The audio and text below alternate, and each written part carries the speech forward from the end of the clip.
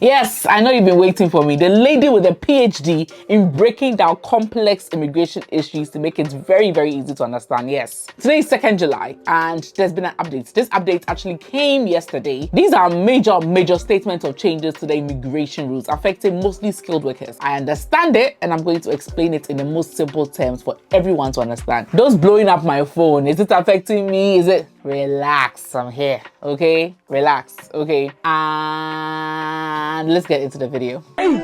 Stop that. So, major statement of changes to the UK immigration rules was published on 1st July 2025. Yes, we all know that they launched what we call a white paper, and they launched a white paper several weeks ago. And this particular changes to the immigration rules is the first part, or it begins the implementation of, the sweeping reforms that are in the white paper, okay? And I have grouped all the changes into about 6, but the 6th one doesn't really affect the kind of people that watch my videos, okay? So I will only highlight the top 5 of them. Let me say that this whole thing, everything I'm about to share in this video is in a 138-page document, okay? The official documents from the UK Immigration or the UK Home Office, and I will leave that link in the description below. If you have time, you can actually go and read it. Also, whenever they publish major statements of changes to immigration rules, they also sometimes add an explanatory memorandum. So there's an explanation memorandum, which is sort of like a summary of everything in the 138-page document. This explanatory memorandum is only about 12 pages, okay? Also, I will leave it linked below so that you can have a look at it, okay? It's always good that even after hearing from people, you also have a look at it yourself, right?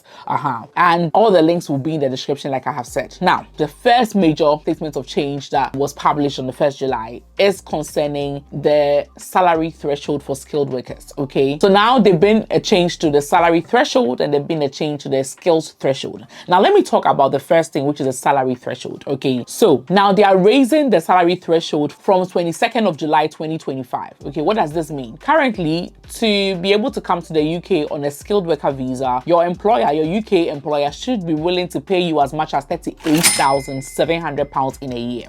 Now, they're saying that cost of living has gone up, prices of things have increased, salaries have increased, so they also need to increase the salary threshold, okay? And now they are increasing it to £41,700 in a year, okay? And for people with PhD, they are raising it from £34,830 to £37,500, okay? I will leave all of these things on the screen so you can see. Now, what does this mean? This means that if you are an employer in the UK and you're short, okay, and you want to invite somebody from, let's say, Africa, Asia, the Caribbean, or even America, wherever, to the UK on a skilled worker visa, you should, from 22nd of July 2025, you should be willing to pay this person £41,700 a year. If that is not on the contract, you will not be able to bring this person from overseas to the UK to work for your company. Now, this is tough on companies that recruit internationally, and this is tough on international applicants as well, because now, if locally somebody already in the UK is willing to take that amount or less than that, they're definitely going to focus on local recruitment. So it's going to make it harder for employers to recruit internationally, and it's going to make it tougher for international applicants to get jobs, okay, in the UK, because not a lot of employers will be willing to pay you £41,700 when maybe a local person will maybe accept a lower amount of money. Do you understand? You need to be earning that amount before a COS can even be issued. So that is the negative aspect of the salary threshold for skilled worker immigrations commencing 22nd of July 2025. Now, the second major change in this particular publication is the skills threshold that has been increased. Now, let me read exactly what they said. They are saying that new applicants, okay, for skilled worker visas will now require a bachelor's degree, which is equivalent to RQF Level 6 qualification. And when you read the 12-page document, the explanatory memorandum, let me not lie, the 138, how many people can read it? Okay, so if you read the explanatory memorandum, the 12-page one, they are saying that this change will actually eliminate around 180 occupations from the list of eligible routes under the skilled worker route, though workers already in these occupations will continue to be able to be sponsored. Now, they are saying that if your occupation or your profession is on the skilled worker visa, no problem. The minimum qualification you should have in terms of educational qualification should be an RQF,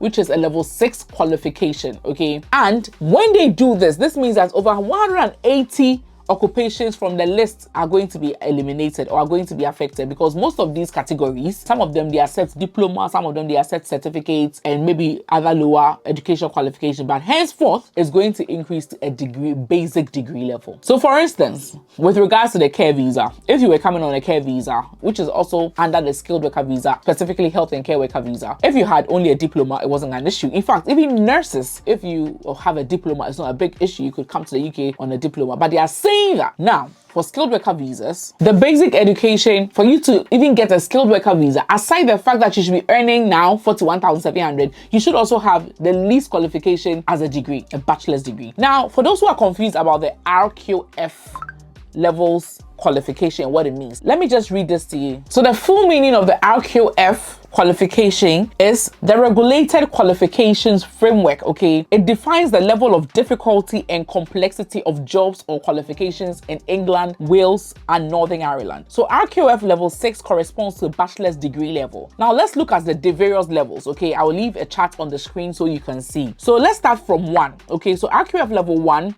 is GCSE grades 3 to 1 or D to G foundation diploma. Okay, so that is elementary administrative rules, that's what you can do. And then level 2 is GCSE grade 9 to 4 or A to C intermediate apprenticeship, so you can become like a retail assistant, warehouse operative on that. Then they have RQF level 3, which is the A levels advanced apprenticeship. You can become like a laboratory technician, a chef, a care home manager even.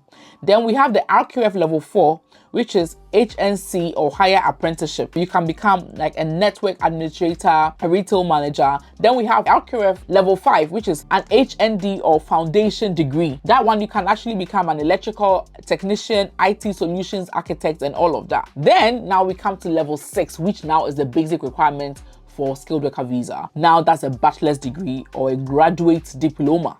Okay, and you can actually work in skills like software developer, civil engineer, teacher, all of that. The jobs are not exhaustive, okay, under the various levels. There are more. This is just an example, okay. And then we come to level 7, which is actually a master's degree or a postgraduate diploma that you can become like something like a finance director, senior solicitor, consultant, etc. Then they have number 8, which is a PhD doctorate, okay, and that you can obviously become like a university professor, chief scientific officer and all of that. So that explains the RQF levels. Okay, so now the least is a level 6, which is a bachelor's degree, so even qualified to get skilled worker visas. Okay, now the third major change that was just recently published is the fact that overseas recruitment for carers and care workers is coming to an end. It's ending 22nd of July 2025. A moment of silence for this news. How sad. Anyway, lots of people enjoyed. Thousands of people have been able to migrate to the UK through this. We knew this was coming. We knew. I mean, from BBC documentaries to all the, we knew this was coming, and it's finally here. Yes, it's come to an end. It's come to an end. So from 22nd of July 2025, nobody can actually get a COS from their country to come to the UK to work as a carer. Now, what does this mean for those who are already in it? Before I talk about that, they are saying that this is following concerns over widespread of abuse concerning this particular pathway, exploitation and non-compliance in the sector. A lot of the care companies were not complying with the rules. They were abusing people, exploiting people and all of that. Now, they are saying that, let me read exactly what this is and then you understand. They're saying that while new overseas applications will no longer be accepted, transitional provisions will allow in-country switching for care workers already in the UK until 22nd of July 2028. To qualify, workers must have been legally employed by their sponsor for at least 3 months prior to their application. These safeguards aim to protect existing workers, support continuity of employment, and ensure compliance with basic employment standards.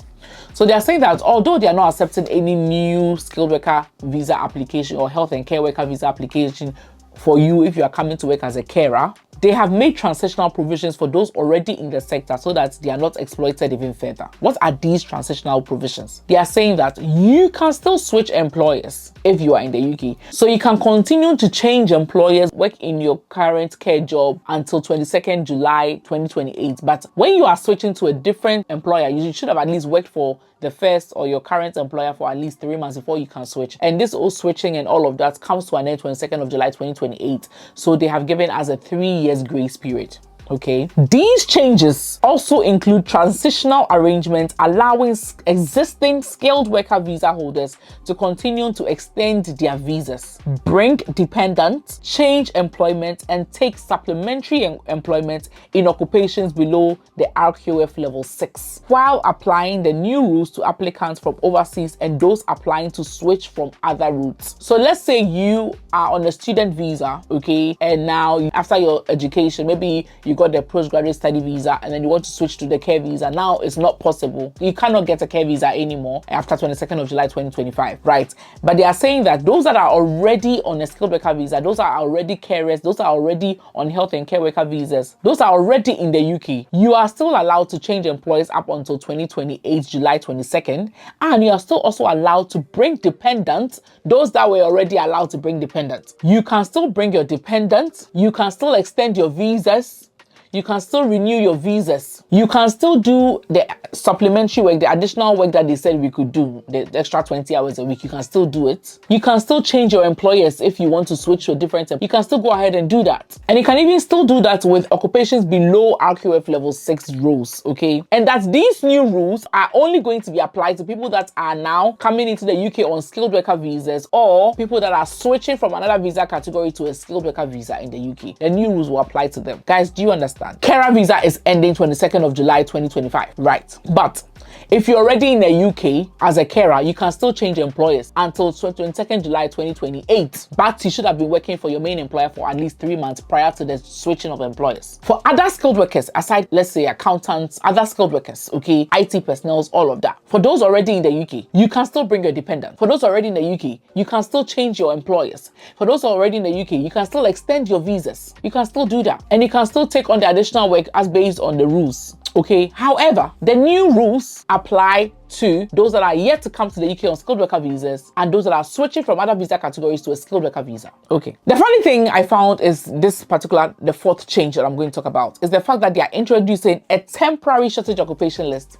I mean, you take one thing off, you introduce another. You take one thing off, you introduce another. We are tired. A new temporary shortage occupation list is being introduced. Okay. Now, they are saying that will allow time-limited immigration access for sub-degree level roles restricted to critical jobs that supports the UK's industrial strategy or key infrastructure projects. So workers employed in these occupations on the temporary shortage list will no longer be allowed to bring dependents to the UK. Additionally, salary threshold and visa fee discounts will be removed. So now they are saying that they are introducing a new temporary shortage occupation list so that people can still come to the UK under sub-degree levels. Okay, so now they are saying that you have to have a bachelor's degree before you come to the UK on a skilled worker visa. But they are introducing another type of shortage occupation list for jobs that are in critical occupations where they are desperate, looking for people, so that you can still come under this time-limited temporary shortage occupation list. You can still come under that. But for that one, even if you don't have a degree, you can still come under that. But if you are coming, you won't be allowed to bring your dependents to the UK. And they are also removing all salary threshold discounts and fee discounts. As to how long they are going to keep this temporary shortage occupation list, because they are saying that they are going to allow time-limited immigration access for sub-degree levels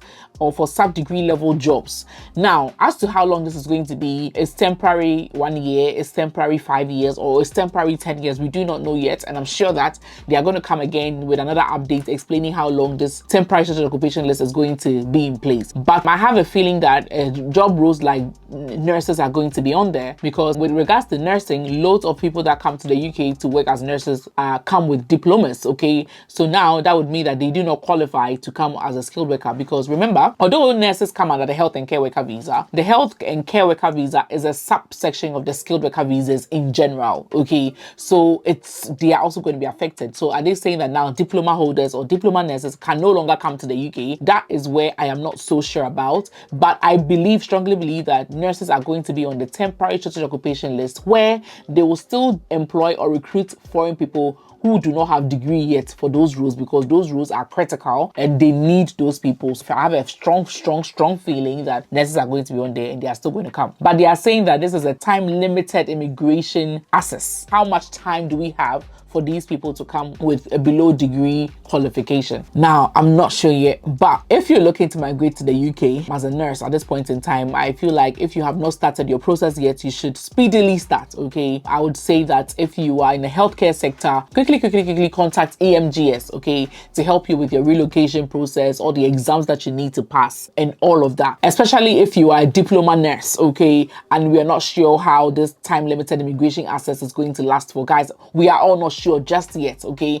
But as time goes on, as this thing becomes clearer, I'm going to give more updates. But these are the 5 main updates in my opinion. There are other things that they said, okay, regarding the fact that if they realize that other sectors are being exploited as well, like the care visa, they'll make it even stricter and tighter. And they've also mentioned the Afghan relocation and assistance policy, which I know most of my viewers are not interested in. The 5 main ones that I brought to you are: 1, they are increasing the salary threshold. The second thing is that now you have to have a degree to come to the UK on a skilled worker visa. And then the third thing is that they are ending care worker visas. But if you're already in the UK on a skilled worker visa, you can still change jobs, you can still do additional employment, you can still bring your dependents, okay? But if you're on a care worker visa, you can only switch employers up until 22nd of July 2028, and you should have worked for your current employer for at least 3 months. And the fourth thing is the fact that they are introducing a new temporary shortage occupation list, which will allow people to still come to the UK, people in critical job roles to still come to the UK even if they don't have a degree yet, okay? And the fifth thing is that they are going to cut down on all the fee discounts and salary threshold discounts that they give to, you know, people under certain occupations. They are going to stop all of that. So basically that is that, okay? Those already in the UK on a skilled worker visa, please, you can still extend your visas, you can still bring dependents, you can do all of that. The new rules apply to people who are coming from overseas on a skilled worker visa and people who are switching to this visa category. I'll leave all the details on the screen and in the description. Thank you so much for watching.